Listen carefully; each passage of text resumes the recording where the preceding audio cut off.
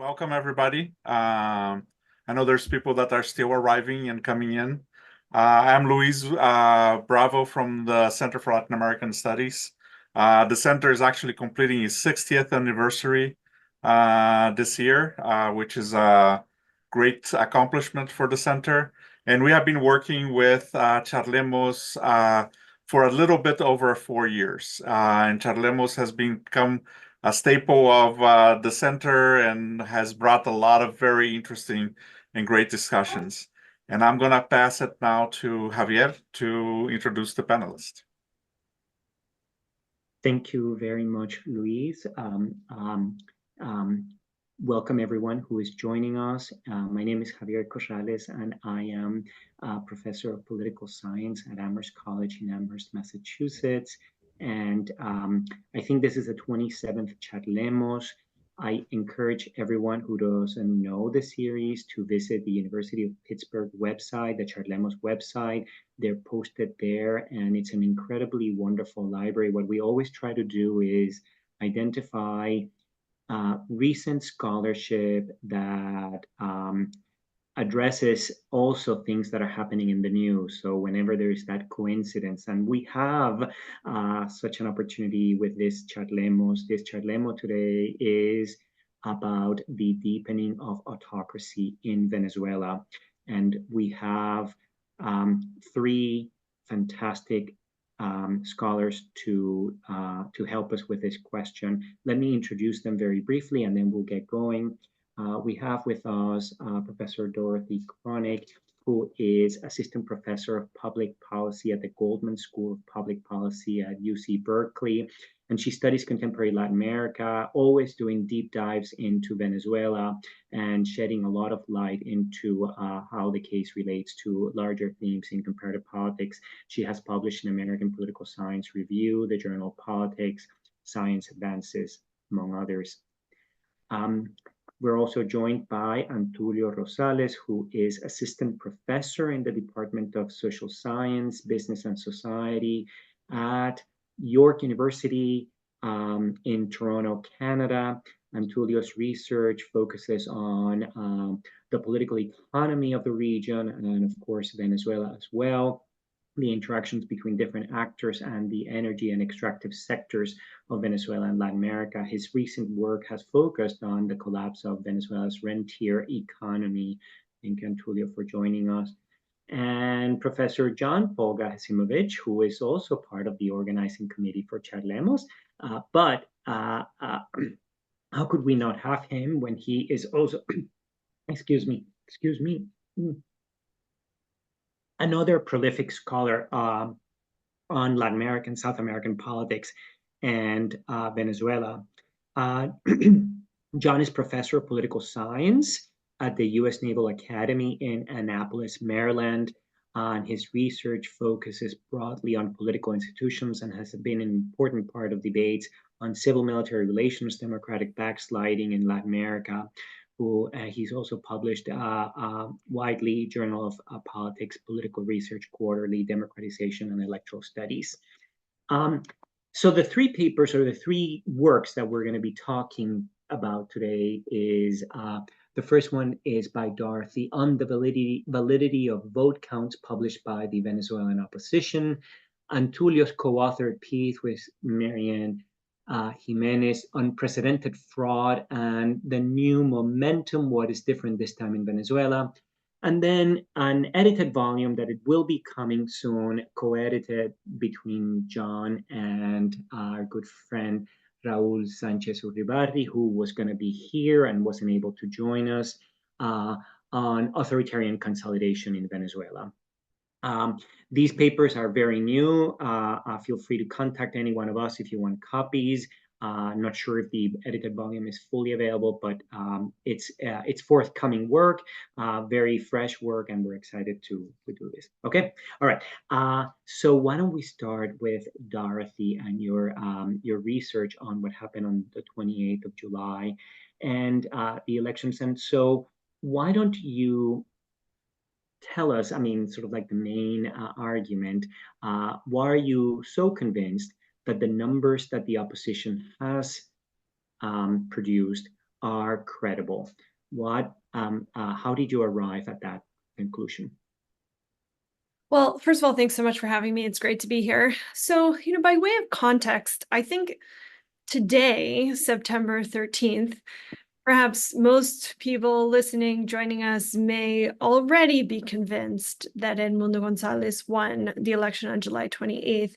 I think there's maybe less and less doubt about that. But I want to just go back to the day of the election, the day after the election. I think at that time, there was a lot of uncertainty. I certainly was confused about what had happened. And I think many people in influential governments around the region were asking themselves, what should we believe? And so the question that I was trying to ask in this paper is just that. Should we trust or believe the data, the actas published by the Comando, the Gonzalez campaign? Or is there any reason to question them? And that's really where I started.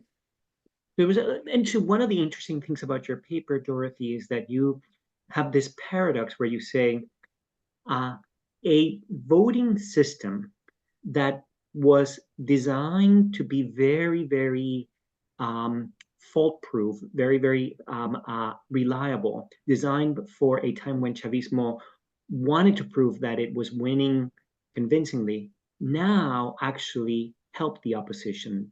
So that required explaining how it was such a safe system and how it now helped the real winner. So can you expand on that? Yes. So what the Gonzalez campaign published online within 2 days of the election, which seems just so extraordinary at the time, was both a spreadsheet with mesa level electoral returns at the level of the voting machine. We have electronic voting in Venezuela, and images or scans of the actas, the tally sheets that each, like a long receipt that you would get at the store, that each voting machine prints at the end of the day.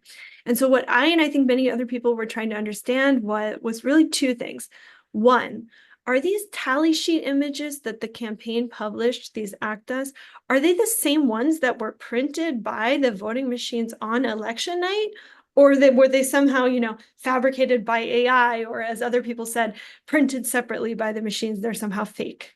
So that was question one. And then the second question is, if in fact those actas published online by the Gonzalez campaign are the same ones that were printed by the voting machines on election night, how do we know that those voting machines and these actas were accurately capturing voters' choices?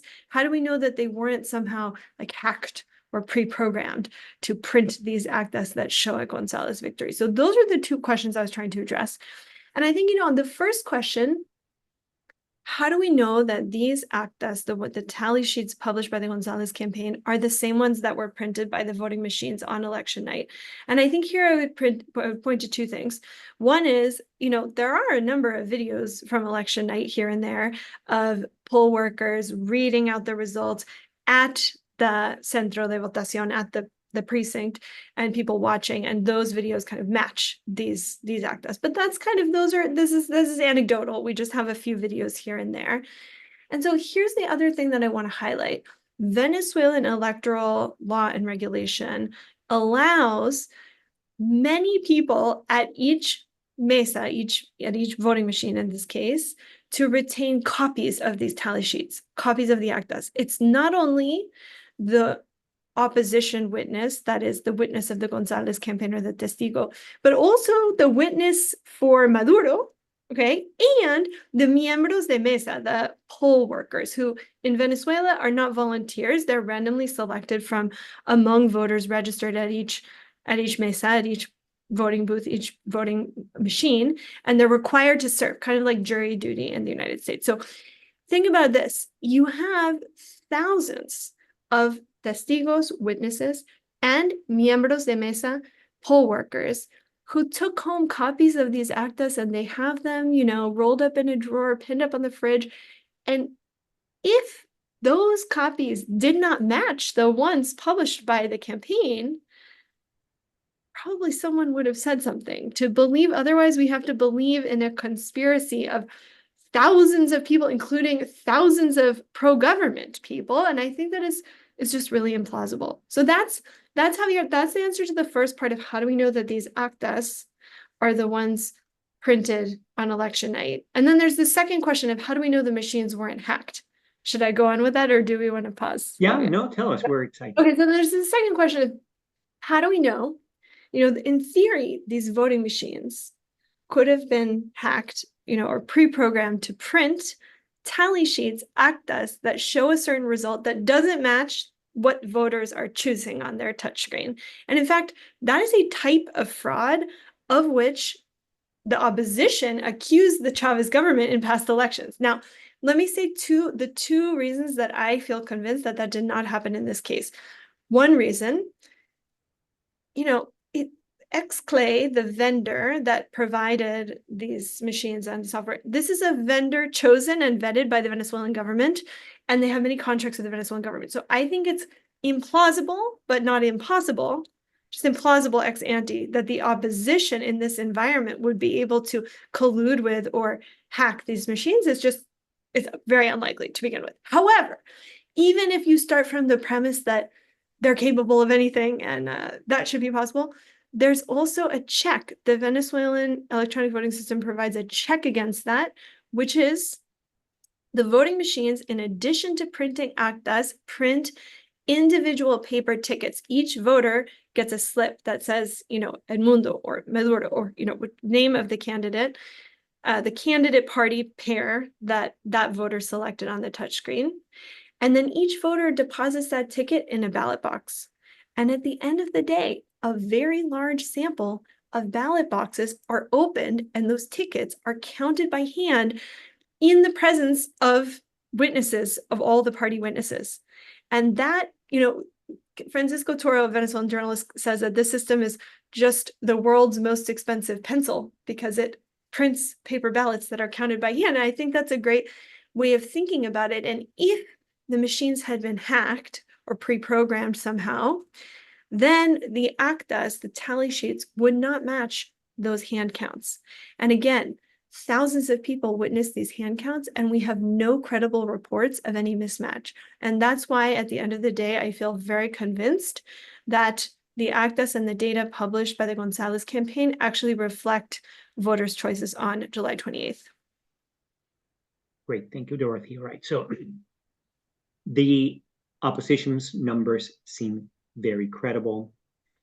If that is the case, then this is one of the most remarkable performances of an opposition force against an incumbent president in Venezuela, but also in Latin America. And so let me turn to Antulio. Antulio, what is your explanation for how the government allowed this to happen?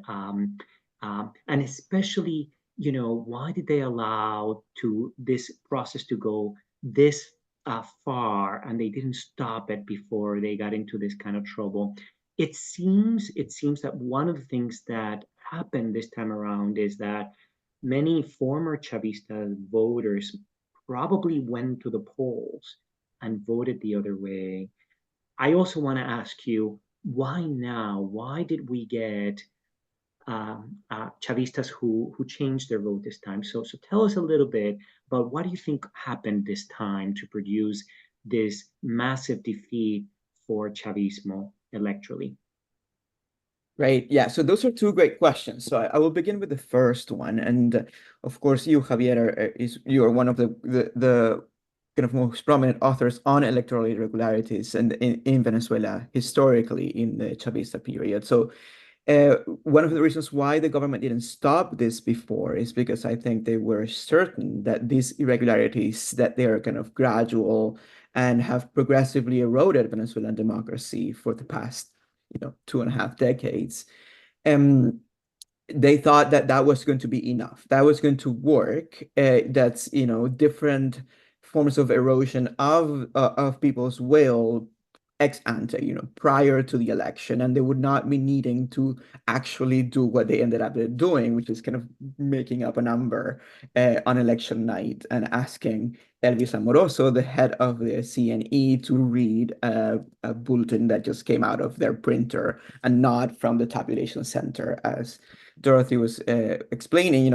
All of this information then is sent individually to the tabulation center and is printed again in front of all these witnesses, their national witnesses, and then they kind of compose this bulletin. So this does not happen. Instead, they just printed out the bulletin outside and just read it loud, and a kind of a made up number. So they thought that was their idea, right? So dividing the opposition, having 10 other candidates, that was one of the strategies. The idea was to what they called slicing the vote, rebanar el voto of the opposition, moving people, forcing people out of different polling centers, and all sorts of different strategies, on top of intimidation, direct intimidation of individual voters, that happens every single election for many years now. And so they thought that would work. They banned, obviously, notoriously, Maria Corina Machado from running, who is the leader of the opposition. They thought that her endorsement of Edmundo González would not work, and it did. And they relied on some big data, they call it, basically matching people who receive some form of benefits to forms of coercion and control by the government. And they thought that people would actually end up voting in order to continue receiving those supports. Now, that leads us to the second question, which is what you just said, right? That means that people who were reliable Chavista voters would have said, yeah, for sure, to their whatever chief and commander at home, and they would have gone to the polling station and voted for the opposition. Why is this possible? And we have to say that, first of all, this is the first national presidential election that is somewhat competitive since 2013. And the first somewhat competitive election since 2015. So many things have happened since then in Venezuela. And the conditions of the country have deteriorated so dramatically that it was a moment when it was the first time the Venezuelan people had the chance to cast their opinion somewhat competitively, even though it was profoundly unfair in an election. So let's just run through really quickly. The depths of economic precarity in the past 10 years have become so unbearable for most people in the country. And the government itself had to transform its policies, including basically abandoning social protection to people. So even the kind of these coercive mechanisms of, we will take away your bag of food, when you're talking about, just a few kilos of rice every now and then, non-really reliable social policies that we can speak of. People were willing to give that up because they weren't afraid anymore. Is it that they were getting so little, or that they no longer feared the government as much? I believe they were. Yeah, I believe they were fed up, and they had, this would connect with the other thing. They had some hope that things could change, and it turns out, if this is the actual result, we're talking about 2/3 of the population. So they know their strength was much bigger. But tell me something. They didn't feel scared voting for Maria Corina. There is the idea that Maria Corina Machado could never connect with these kind of voters. How did she do that? How did she make them feel like they were going to be okay voting for a Maria Corina Machado sponsored? Correct. That connects to my second part, and that is that abandonment of social protection.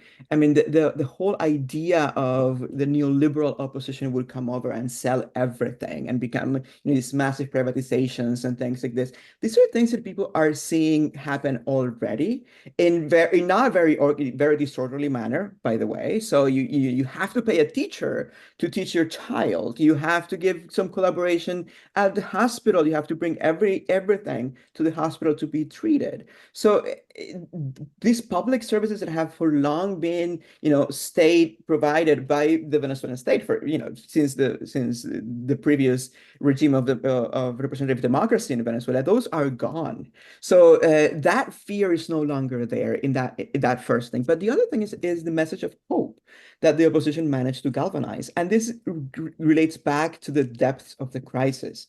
We're talking about a crisis that led to 7.7 million people to migrate. And we know this is a big thing in the US now, and it's part of a political campaign there. But the point is, we're talking about a massive crisis that led to migration that we have never seen before. And so that is part of the message of hope. It's telling people we'll have the opportunity to reunite with your family members. We don't know how feasible that was, but it is a message that tells you two things. It talks about recognizing a reality, recognizing something that the government has not accounted for. The government continues to mock migrants' realities and even and the numbers as well. It rejects that even being reality. And so that's one first thing that connects with people. And the other thing is some form of reparation. You will be able to see your children again. And this is something that's family very important. reunification argument was so central. And I think that was a unifying message and very, very, very distinctive. That's right. No, I didn't mean to interrupt, but I just wanted to highlight that point. Yeah, no. So the government basically trusted the possibility that they would that those mechanisms would work, and they didn't. And I think that it is important to really highlight that the changes that the government made in terms of economic policy, and this connects to other work that I've done with Benedict Tabul that will actually come out in the book that John and Raul are editing. It is new forms of alliances with the business elites in Venezuela, and obviously with the military. So a government that is highly repressive and that has turned its back, not only discursively, but in practice, to the needs of the Venezuelan majority. So that basically kind of explains. Thank you for explaining that aspect. Now let me ask John. One could argue that this is perhaps the biggest electoral shock that Chavismo has experienced. It's responding by becoming incredibly vicious. The repression that we're seeing, we never thought it was going to reach this point, and here we are, all out. But it's still a shock and potentially a crisis. And you write about autocratic consolidation. How do you see this? Do you think that this regime is going to use this crisis to become stronger? Or are you thinking that this crisis perhaps is such a new and unexpected shock that there is here an opportunity for an unraveling? Tell us how you view this moment of this, on the one hand, incredibly tough authoritarian response, but also an incredibly wounded authoritarian regime. How do you see and the future of this? Yeah. What a great question. There's a lot to unpack, Javier. I think that it's kind of contradictory, right? As Antulio was just pointing out, the government is shocked that it seems to have lost its popular mandate, right? It had like this unexpected for it loss and has reacted by deploying its coercive apparatus on the population, right? And so I think very clearly what we have seen in Venezuela is regime change, just not the regime change that we all want to see, right? We have what do you mean by regime change? Because Maduro's there. Yeah, we've seen a change from at least an electoral autocracy, right? Or a weak autocracy to a more closed hegemonic autocracy now, right? Even in some sense, we might consider it to be totalitarian, insofar as the regime has gone after people for expressing, in private WhatsApp chats, for expressing anger with the government or surprise or shock that people are supporting the government. I personally know of people who have had friends and neighbors taken by the government, right? That's totalitarian. And that definitely marks a difference from previous periods of rule under Chavismo and even under Nicolás Maduro, right? And so I think At the same time, the government is weaker and it has to deploy that coercive apparatus because it's weaker, because it can't rely on PDVSA employees and people in Petare and 23 de Enero and popular neighborhoods that tended to turn out for Chavismo, right? Whether it be for the clap boxes for food or for other reasons, right? And so I think that is not inconsistent with what Raul and I argue in the book, which is, this idea of autocratic consolidation or authoritarian consolidation. We hear all the time about democratic consolidation. And if you look, you Google on Google Scholar, democratic consolidation, you have 500,000 things pop up. But authoritarian consolidation is much less studied, right? And so we conceptualize authoritarian consolidation based on a lot of the work that Andreas Schedler did with democratic consolidation. We see it as we don't have a single definition for it. We think of it as a multidimensional idea, right? And there are, we highlight 4 dimensions, let's say. We say the first dimension is simply authoritarians avoiding breakdown, right? And this is like the basic condition of survival. Can you survive? If so, that's the first level of consolidation, right? That's just like in a democratic regime. Can you have elections? Is there a handover of power from one person to the next? The baseline level of consolidation, right? The second level we call avoiding regime liberalization, and that's the opposite of avoiding regime autocratization. And the inverse here, right? Which is essentially authoritarian erosion, right? This captures the regime's ability not only to survive, right, like level 1, but really avoid the risks associated with allowing things like free and fair elections and liberal democratic elements. And I think we see a lot of this in the mid 2010s in Venezuela. We see a lot of the avoiding regime liberalization, and certainly under Maduro. This is clear that Venezuela has reached this level of consolidation, right? The third dimension that we highlight is completing authoritarianism. And this is essentially the idea that governments shift from the authoritarian government to a regime that follows those same patterns of authoritarianism, right? The rules of the game shift, okay? And so I would say this is like Nicaragua beginning in 2018 under Ortega, or Russia under Putin in the 2010s, right?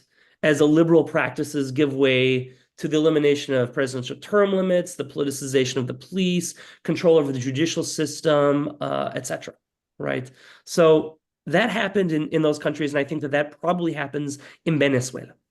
The fourth dimension for us is deepening authoritarianism. And I would have said, and we wrote in the book that I now I'm sending this week the revised, after it was all proofread and everything, I have to send the revisions to say, I think Venezuela has moved beyond that. I think Venezuela is now in the fourth dimension, which we call deepening authoritarianism, which encompasses eliminating the institutions of liberal democracy, right?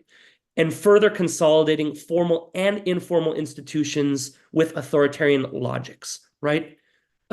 It doesn't consider the possibility, right, of moving back to any form of liberalism. And it's like, you have gone down this road and there's no turning back. And to me, post July 28th, that is the road that I see Venezuela is on.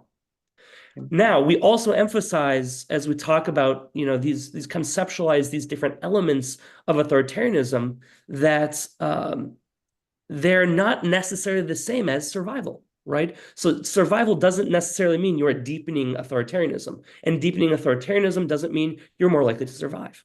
And I think that's where the Venezuelan regime is right now, right? That authoritarian logic, but it's been weakened in so many ways that it is forced to go down this route and use the coercive apparatus to survive. So let me ask Dorothy and Antonio a follow-up related to this. I mean, if you compare the authoritarian regimes in the region, so let's compare Maduro to Cuba, Nicaragua, one could even say perhaps Bolivia, although it's not quite there. This is the most, of all of those regimes, the one that's also the most in crisis right now. And I'm wondering, Dorothy and Tulio, are you feeling like maybe there's more hope of an unraveling now?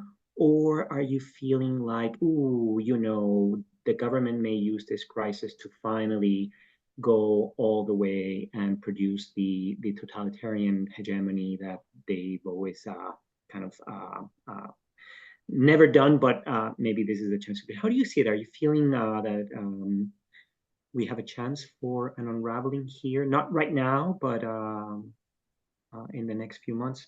Who wants to take it?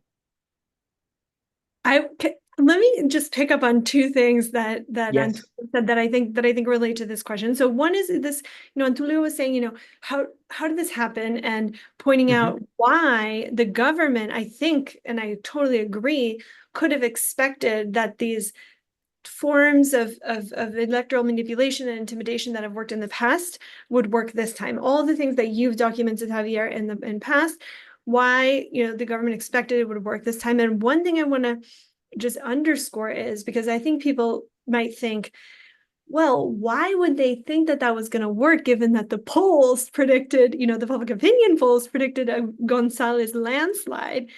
And I think Antulio is very right in thinking that the government could have reasonably expected to eke out a win through these methods that have worked in the past, in part because public opinion polls have over-predicted opposition performance in recent elections. And so thinking about everything that Antulio and John have said, the government could have reasonably thought, well, in 2021, we did fine with all these tricks, and the economy has only improved since then. And so I think, one narrative is the government was taken by surprise because they're stupid and aren't thinking about it. And then I think that's not the right way of thinking about it. I think, as both Antulio and John mentioned, it was reasonable ex ante to expect that maybe government would get 5 million votes and Gonzalez would get 4.8 million votes or whatever. And the second thing I want to pick up on is this idea of, how could, Antulio was saying, some people might be surprised that Maria Corina would get such this incredible result. And as you said, Javier, it's just an incredible result, given, what everyone was saying about, when people worry that this is a neoliberal right-wing candidate coming in to cut. And in fact, in advance of the election, I was talking with a journalist who asked me, wouldn't Maria Corina administration cut social programs and all this stuff? And my thought was exactly what Antulio said. What social programs? This has been a government over recent years of austerity and economic orthodoxy. This is exactly, I'm just echoing this point. I think is really important to understand the context of how we got here. Now, I'm sorry, your question was what's going to happen next? That's much more difficult, so I'll turn it over to Antulio. Do you want to go on, Tulio? I would have to come up with something to avoid your question, but I think I can't. No, I sometimes, right after the election, I had a lot more hopes that an unraveling was possible. And of course, right now, it is very difficult to predict anything, and but I see that it is very complicated, and the government has managed to, through repression, and to counting on the support of the constituents that matter the most to them, which is the military, to say, well, you guys are in charge of this, and they checked with them, and they seem to be in cahoots with the government, and there is no break happening there. So that's one souring message first. The point is, what is the opportunity that the opposition may have now? And I think that is the only some of the potential caveats and differences you can bring with respect to the comparative cases of Nicaragua and Cuba as well. And that is there is a demonstrated muscle here. We're talking about 2/3 of the population that managed to be mobilized in favor of a change candidate. That's one thing that these other places didn't have even the chance to do. So that's one first thing. The other is, how can the opposition reorganize itself into a resistance movement? And here, this is something that I've been working with Maria Jimenez. It's to not fall back into the inertia of counting on the external pressure as the only way out, because that changes the focus from the internal to the messages from or policies or actions that can be taken from abroad. And that inertia it's not good for any pro-democracy movement. So it is the challenge now is to re-articulate a pro-democracy movement that is wide, that includes those who are in clandestine situations at the moment that are being directly persecuted, and those who have some legal front and that are able to constantly fight every single little struggle institutionally in, like, for example, Enrique Marquez, one of the other candidates who have been, vocal against all of this, against the fraud, and has been exhausting every single institutional mechanism. So how can the opposition, in this very delicate moment, organize a pro-democracy movement that includes everybody and that keeps the focus on acting domestically, of course, with the support of the international community? So, for example, just one thing right now, the discussion is pressuring governments to recognize Edmundo González. The question should not be so much that, but how can that be work together with different strategies at home? Ultimately, whoever is, whatever the move is either recognizing plus sanctions that are individual plus sectoral or not, needs to be coordinated with mechanisms at home in terms of political activism and in terms, obviously, of finding mechanisms for negotiation with different regime operatives that may be able to break the alliance. Do you mind if I interrupt, Javier? Absolutely. Go ahead, John. With just a healthy dose of skepticism and pessimism, is that okay? Maybe Dorothy and Antulio and you can send me. I might counter your pessimism if I find it too excessive. Please. But go ahead. Yes. Edmundo González is in Spain right now. Mm-hmm. That should absolutely deflate the opposition, and it has, right? The person who legitimately won the election in Venezuela is in a different country. Okay.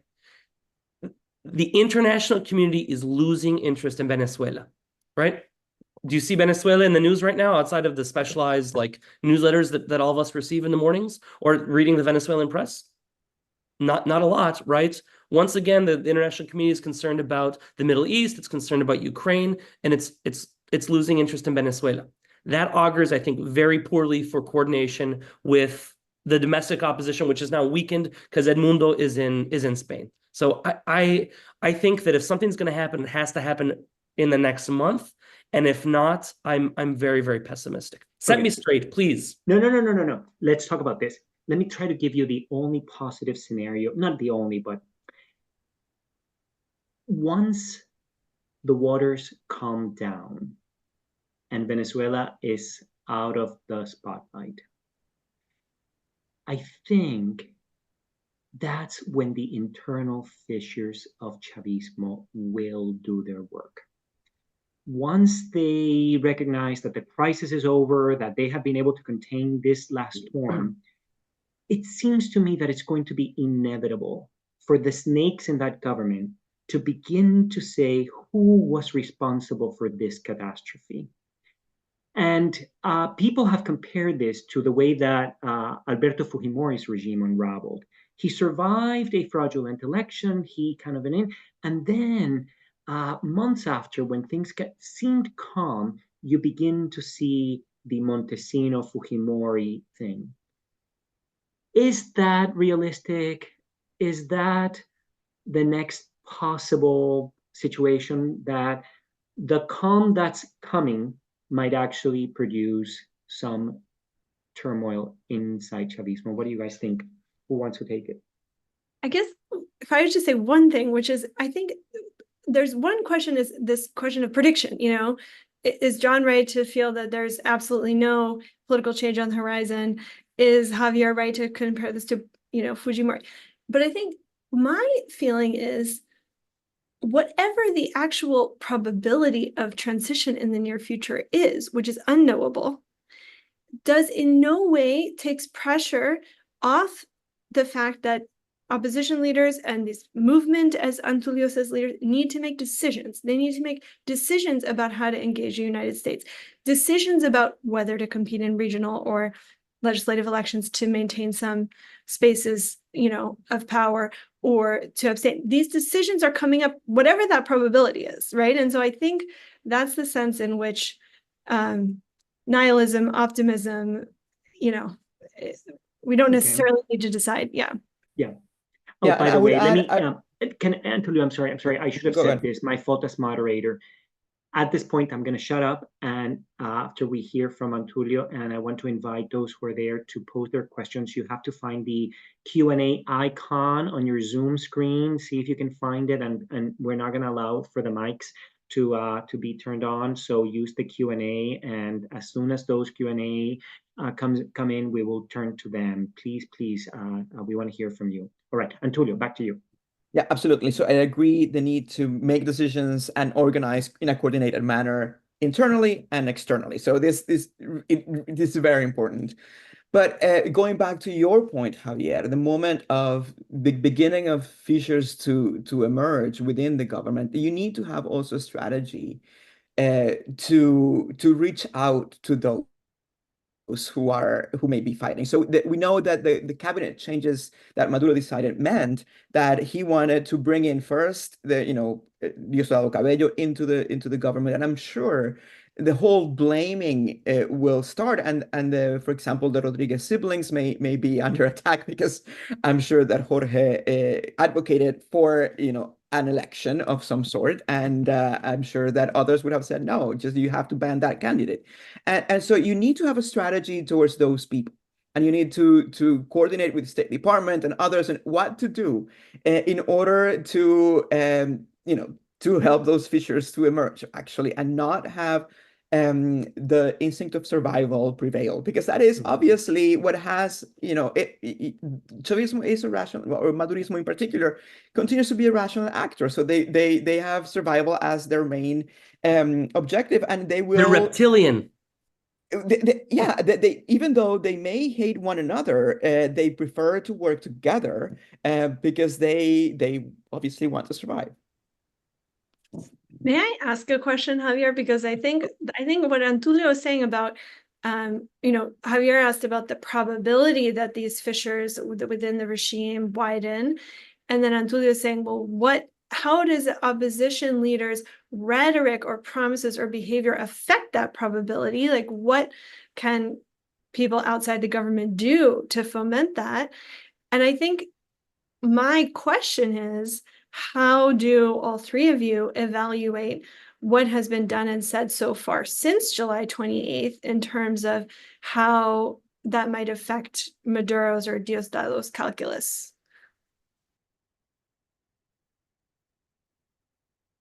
John, Antulio? Well, let me keep doing, just for the sake of discussion. They've done great. They have tried not to provoke more repression than necessary. They are trying to keep a somewhat calm profile, and they're kind of not being too rowdy. They're also not calling for open coup d'etats, which would trigger what Antonio was saying, the survival mode. But maybe I'm being too Pollyanna here, very too optimistic. But I don't know. It seems like they're being patient enough. Maybe that's all you can do now. Well, the other thing is they've offered guarantees that they don't fill out the blanks, which is good. I mean, you don't say that. You wait until a negotiation to actually offer those guarantees. What I mean by the pro-democracy movement is that's another signal that you can show, and I think it is difficult now because of the levels of repression. I mean, people are finding it difficult to sign petitions, let alone posting a picture next to party leaders. So that is a difficult thing to do. But for example, show openness, and this is something that we see in civil society. So there's lots of united fronts of sorts, signing things together. Former Chavista ministers together with former leaders of the G4. So these are the kinds of signaling that needs to happen, right? There is a broad alliance here that seeks no revenge, but some form of justice and restoration, right? So this is, of course, it needs to be broad enough. And I think so far, as Javier was saying, they're doing great under the circumstances. The levels of repression that we are seeing in Venezuela at the moment, and it is important to highlight what John said before, is something we had not seen since the previous dictatorships back in the military dictatorships in the 20th century, both in the Southern Cone and in Venezuela itself. So that it makes it very difficult to unite a strategy on a very ample movement that can, where it's very difficult to even meet, right? I'll just John, add you've my been 2 cents patient. is Go that ahead. I agree with this optimism or this kind of happy take. I think it's true. I think the opposition's done everything right from like June 2023 to the present. Everything within its power, with a single exception. It's done everything right. Everything that's going on now, in part, was due to the preparation, right, before the elections. Especially, Dorothy, I'm sure you had like everything ready to go, right? You just plug in the numbers or I mean, obviously you did tons of work. No? Oh my gosh. I have no idea how you exist. So how do you do that? So regardless, the opposition was ready, right, with thousands of volunteers to observe and everything, to collect the actas, to upload the actas and everything. They're doing things correctly. The only thing is that the opposition hasn't managed to make its inroads into the military. And to me, that's the key variable, right? You have this massive collective action problem that is really difficult to solve if you're from the opposition's perspective. It's been, coup-proofed very brilliantly by the regime. And so I think, yes, there may be incredible organization domestically, coordination possibly with external actors, but it's going to come down to whether or not you can create those fissures within the military itself. Do you think, thank you for raising the issue of the military. Let's talk a little bit about Padrino Lopez.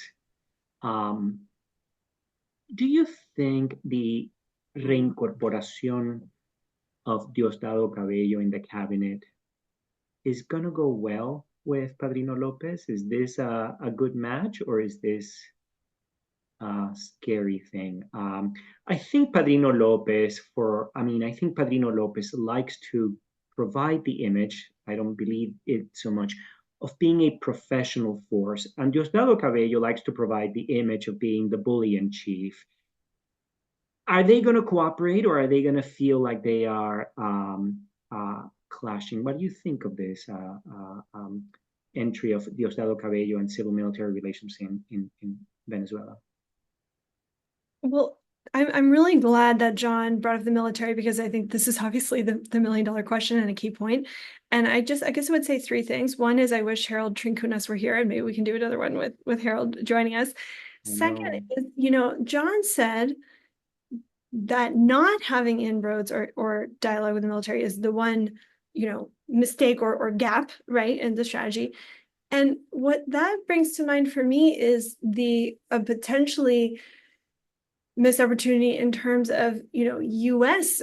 contact, right? One thing is the opposition, the other thing is the State Department in the United States. And I think, one thing we haven't talked about the United States at all, and that's as it should be, because, focus is on what's going on in Venezuela. And I think it's certainly worth discussing, how the strategy of the Biden administration and Juan Gonzalez got us to this point, contributed to an election being held at all, and the opposition participating the way the opposition did participate.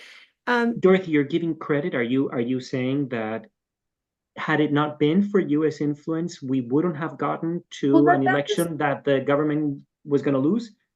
Hadn't it not been for is a strong statement, but I certainly think that the shift from a strategy of isolation under Trump and maximum pressure to a strategy of engagement has been productive in many ways. I mean, that's it's hard to say, but that's my view. But what I think is that if you think about, like Chile 88, for example, this is a case where the U.S. relationship with the Chilean military was really important. And I can't help just wondering, what if, going back almost 10 years in a different political path in the United States, we had been able to leverage what was once an improving relationship with Cuba to, have relationships with this is an irrelevant counterfactual, but what John said just couldn't help bringing that up for me, that not realized path. Yeah.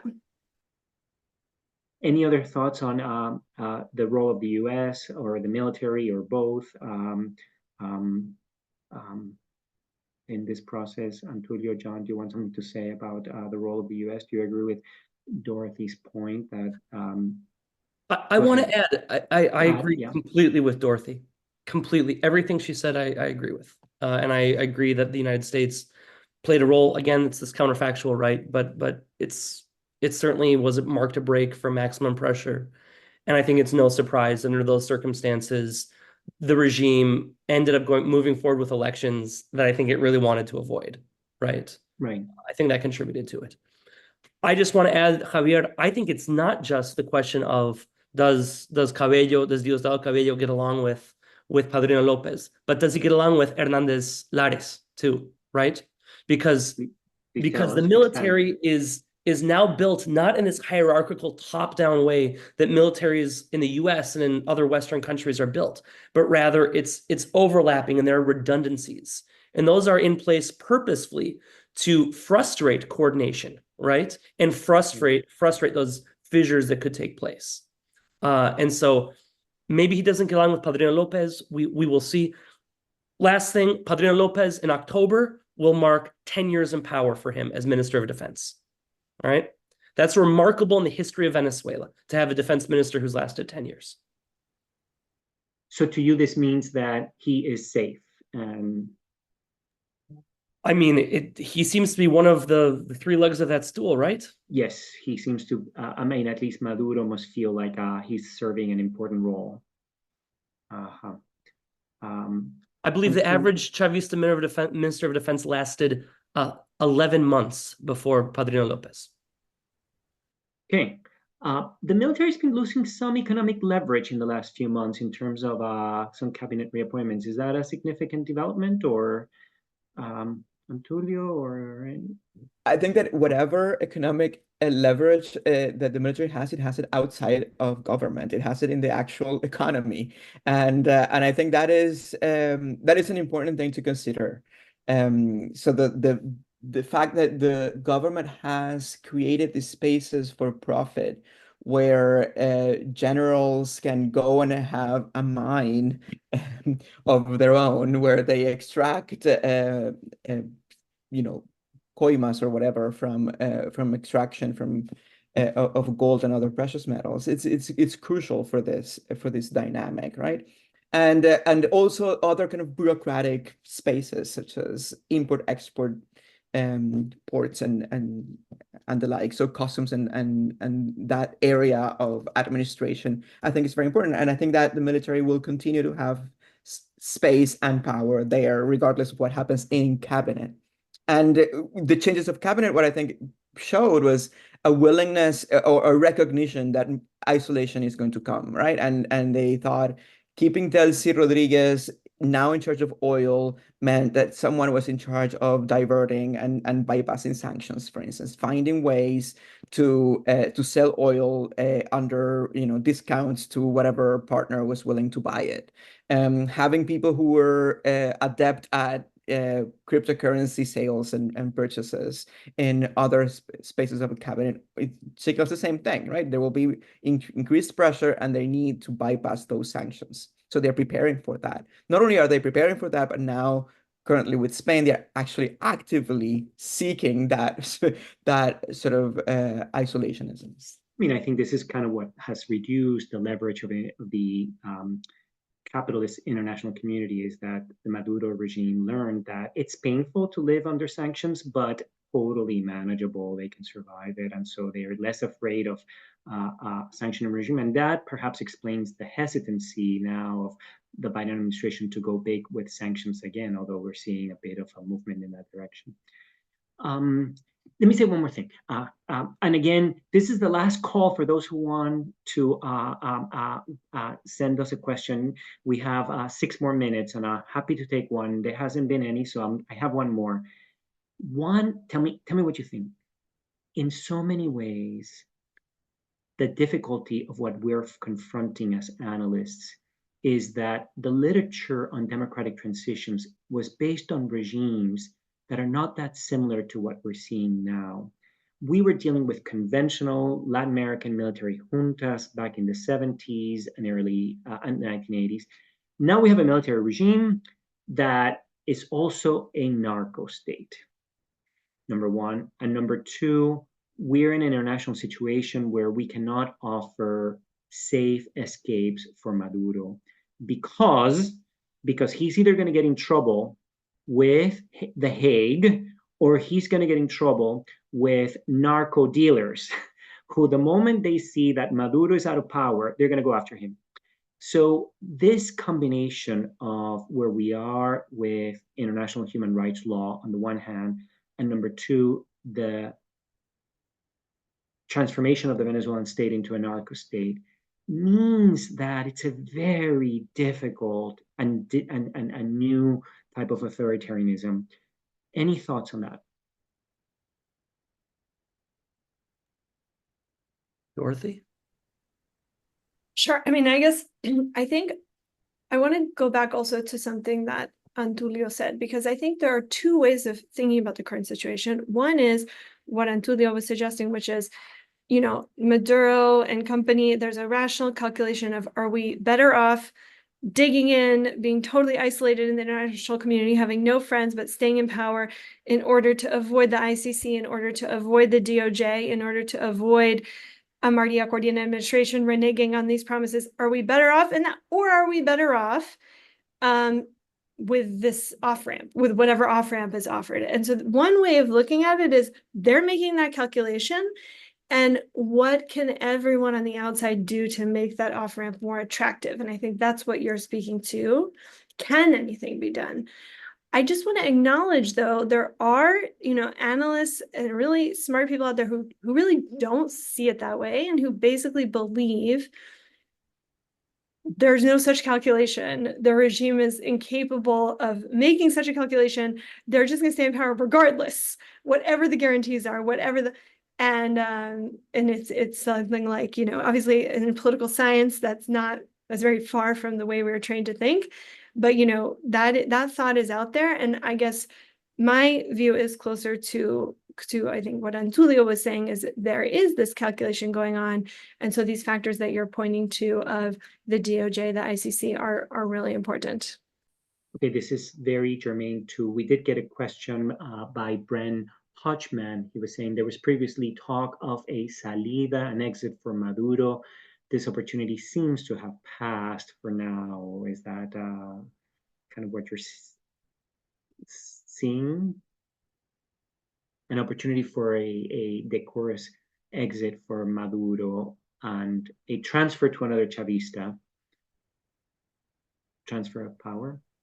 I think that it has passed for now, for the time being. Yeah, one of the things that I think is important about the calculation and about this alliance of this ruling coalition is that one of the signals that they've been showing is some form of unity, and including generationally, right? So you see people like Héctor Rodríguez, who some have thought in the past that could be someone taking the mantle, or someone rebelling from within and allowing things happening in the Miranda state, which is a major state in Venezuela, or La Cava, who has, you know, interests of his own economically, and also generationally, he has, you know, some time to think about future political life. And these people have been instead brought in and actually filmed. In fact, it's very interesting. Right after the election, there were people, you know, protesting outside military bases in in Carabobo State. And at first they were allowed to protest, right? They were allowed for a few hours to be there, and they kind of galvanized lots of people. And at some point they were brought in and then scolded by the military, and the governor came in, and there was footage coming from within the barrack and that was leaked, right? So you can see different things, right? But it could be a message that this guy is filming himself scolding young people, demonstrating unity rather than anything else, right? So that sends a message of how the government is kind of putting these people together and bring them in the fold, demonstrating that loyalty. If I can keep you and the audience for one more minute, I want to turn to one final question from the audience. This one's from Benjamin Goldfrank. John said, if nothing happens in the next month, it will be too late. What could happen in the next month? I think that international pressure can only be sustained for so long, and that kind of with each passing day and each passing week, that pressure grows weaker. I think that with each passing day that the Venezuelan opposition is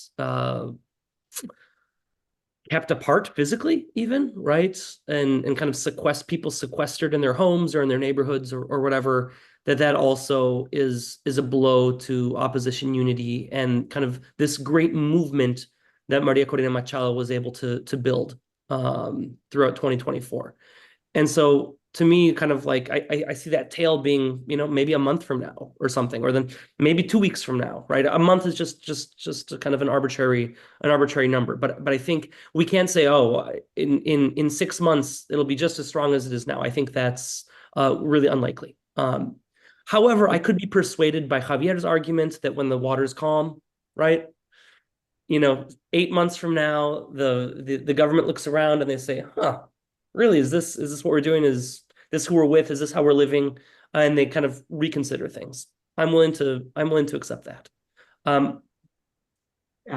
Yes. Last chance to say closing remarks, Dorothy, and then Antulio.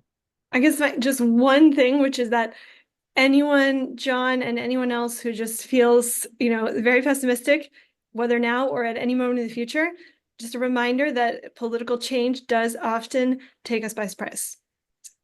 As it just did on 28. I taught about revolutionary cascades this morning. Antulio, anything you feel like didn't get said or should be said again? Yeah, no, I think it's important to keep an eye on, keep the pressure outside, but also keep an eye on whatever is happening domestically. And again, that idea of an ample pro-democracy movement is very important. And whoever may be listening to this later, I think that will be my key message. I want to thank our guests, Dorothy Kronig, Antulio Rosales, and John Polga Hesimovich, as well as the University of Pittsburgh team and the rest of the Charlemos group for this incredibly wonderful discussion. I loved it. I think people will love it if they come.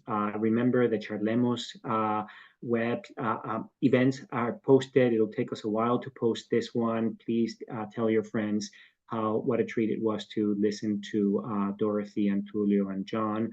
I'm going to close our event. Please stay tuned for another Charlemos event, most likely this fall.